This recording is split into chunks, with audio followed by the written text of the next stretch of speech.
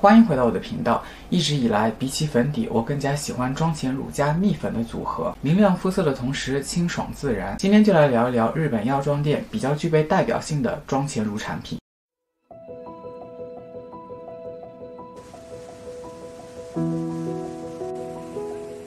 那么就从最平价的 Can Make 开始吧。作为最知名的日本学生用的平价品牌，这款可以遮盖毛孔的妆前乳售价770日币，合人民币43元。透明的质地带有微闪，可以理解为一整瓶的硅。设计上很像海蓝之谜修护精华的盖子，在需要遮盖毛孔的地方直接涂抹，立刻填补空隙，变得非常的平整丝滑，很适合年轻油皮来遮盖毛孔。不过它含有这种微闪的珠光片呢，就比较不适合男生来使用。下面介绍的这款呢，在药妆店非常有名，是资生堂旗下的 Makiage 新机，它是主打13小时不脱妆的一款妆前乳，售价2860日币，合人民币160元。其实这个妆前乳呢，一共有4种，可以从防晒值上来区分。我手上的这2款呢，都是 SPF 25的，另外也有在售卖 SPF 50+的版本，而每个防晒值都对应2种选择，一个是主打自然感的 Natural Type， 另外一款呢是主打增强透明感的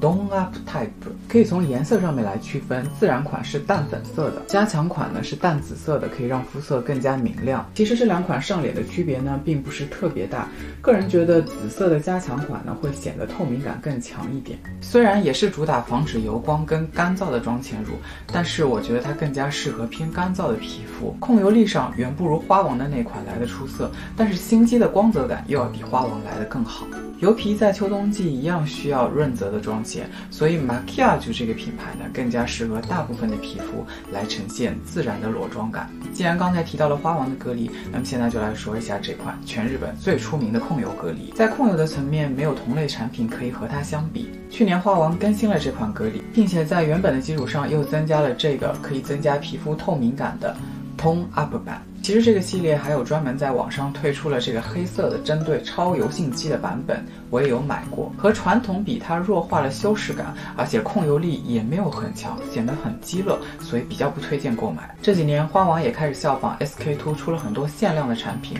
我手上的这2版隔离均为限量品，还是比较漂亮的。因为手上有存货，所以我只购入了这个增加透明感的版本。虽然也是主打浅紫色，但是跟 Makiage 比，它会有一些偏粉，所以依旧没有 Makiage 的修饰感强，但是满足了大油皮想要看起来更白一点的需求。毕竟花王的主力在控油上面。现在的日系品牌都开始出这种紫色的隔离，可能会有些人有些迷惑啊，不知道该怎么选。其实就是觉得自己的肤色有一些暗沉，透明感不强，你可以选用这个紫色的版本。毕竟不是粉底液，即便润白也不会有很强烈的突兀感。如果你和我一样喜欢追求自然的妆感，那么普通版就可以。接下来呢，我们来说高丝集团的 Esprit Gue 奇丝碧。这个品牌一直都是由日本各大女神代言的，从早期的安室奈美惠到现在的新垣结衣，在中国也有过专柜，好像后来撤柜了，所以早期喜欢日系彩妆的人应该知道这个牌子，它的品质还是很不错的。我手上的这一款呢是含有90%美容液的珠光妆前乳，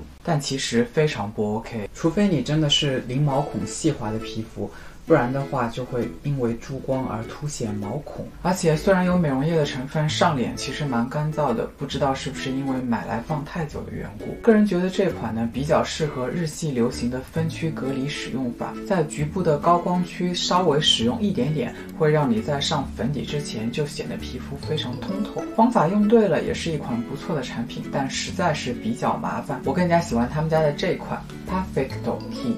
好像没有怎么看到别人介绍过这款，它也是一款主打控油的妆前乳，免不了要和花王拿来做比较。我怎么发现它的呢？起因是我发现在秋冬干冷季使用控油的隔离呢，会有一种卡卡的感觉，而这款 Perfecto Keep 呢就完全不会，适合油皮秋冬恰到好处的控油。不仅如此，刚才提到的花王的这个修饰感不强的问题，而高丝的这款使用起来会有白瓷感，很像 Paul & Joe 的陶瓷隔离，但是又没有那么强烈，所以日系大集团的每个产品真的感觉都不同，真的要靠自己使用过才能感受出来。我今天就是用这2款隔离来组合使用。首先在 T 字区的高光处上了一点点这个隔离，它真的会很凸显毛孔，所以最好不要上在毛孔粗大的地方。然后全脸都是上的这款 Perfect Keep，